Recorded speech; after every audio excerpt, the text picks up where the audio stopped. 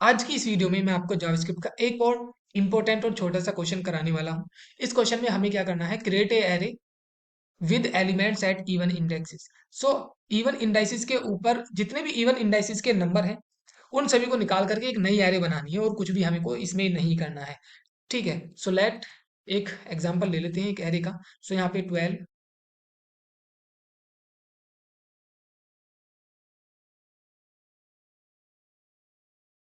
ठीक है, सो इस तरीके से ये हमारे पास एक एरे है। अब इसकी इंडेक्सिंग किस तरीके से, पहला वाला 0, फिर 1, 2, 3, 4, 5, 6, 7, 8, इस तरीके से। ठीक है, तो हमारा आउटपुट क्या होगा यहाँ पे, यहाँ पे जो हमारा आउटपुट होगा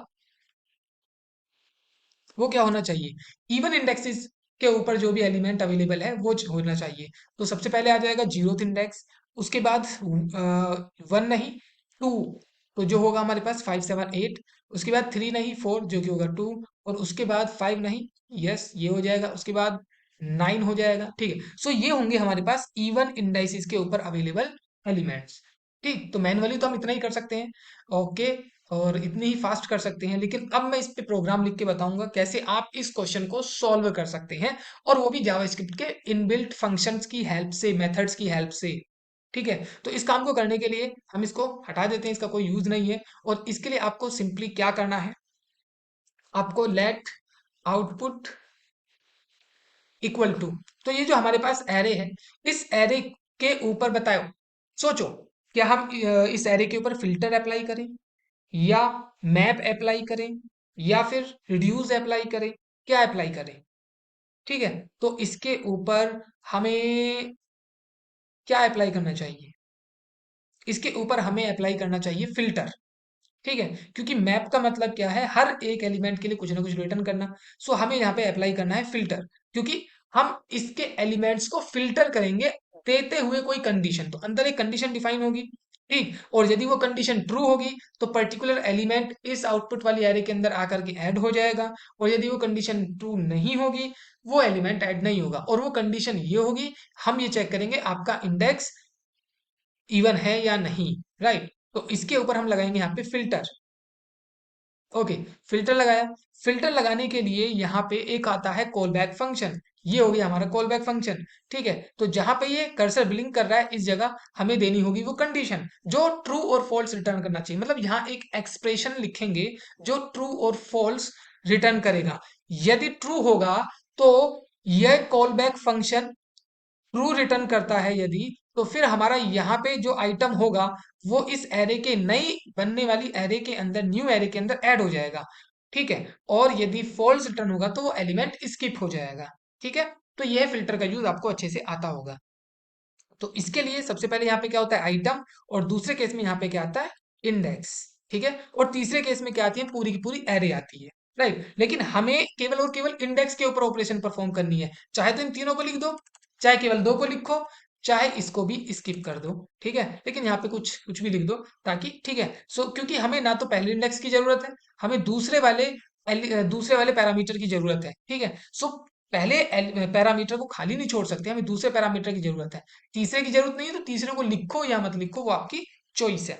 अब ये जो हमारा इंडेक्स है, ये जो हमारा इंडेक्स है ये क्या होना चाहिए, इवन। और इवन का पता कैसे चलता है, किसी भी संख्या को वो इवन है या नहीं है उसको डिवाइड करना होता है जीरो से। तो मैं क्या करूंगा, इसको मैं डिवाइड नहीं मोड करूंगा जीरो के साथ, जीरो से नहीं, टू से, सॉरी। सो टू से हमें उसको क्या करना होता है, डिवाइड करना होता है, मतलब उसका रिमाइंडर चेक करना होता है। यदि कोई भी एलिमेंट दो से डिवाइड होने के बाद रिमाइंडर जीरो बचता है, किसी भी एलिमेंट को जब दो से डिवाइड करोगे और रिमाइंडर जीरो बचता है, तो सिंपल सी बात है वो क्या होगा, इवन नंबर होगा। सो दो से डिवाइड करने के बाद यदि रिमाइंडर जीरो आता है तो हमारा ये वाला एलिमेंट, एरे के ऊपर जो एलिमेंट जिसका इस इंडेक्स का एलिमेंट हमारी नई एरे के अंदर आ जाना चाहिए। ठीक है, सो अब इसको हम क्या करेंगे, कंसोल डॉट लॉग करके प्रिंट करके देख लेंगे। ठीक है, आउटपुट, हम इसको जरा रन करते हैं।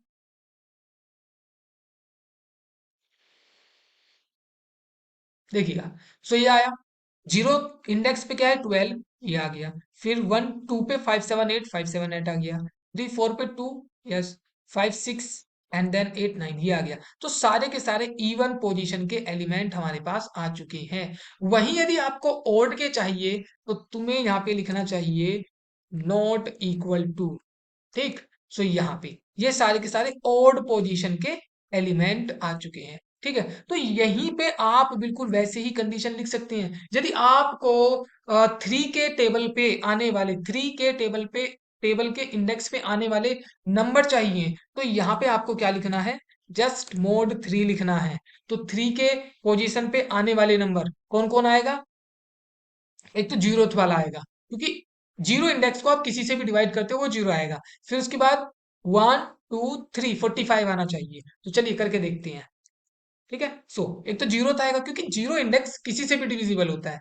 फिर यहाँ पे 1 2 और 3, फिर 45 आएगा। फिर 4 5 6, फिर 6 आएगा। ठीक है। एंड 7 8 9, फिर 4 आएगा। सो इस तरीके से हम कैलकुलेट कर सकते हैं। लेकिन अभी हमें क्या चाहिए था, इवन चाहिए था, तो हमने यहाँ पे 2 लिखा और हमारा काम हो गया। अब हमें क्या करना है, हमें अल्टीमेटली लिखना है फंक्शन। ठीक है। So write a function that return a new array containing elements from even indices of the original array. Right. तो फंक्शन लिखने के लिए फंक्शन लिखना जरूरी होता है। फंक्शन और इवन पोजीशन एरे। ठीक। और इसके अंदर क्या होगी, हमारी एरे आ जाएगी और हमें न्यू एरे रिटर्न करनी है। और वो नई एरे क्या है, ये इसको यहां से कट किया एंड पेस्ट, इसको यहां से उड़ा दिया एंड फिर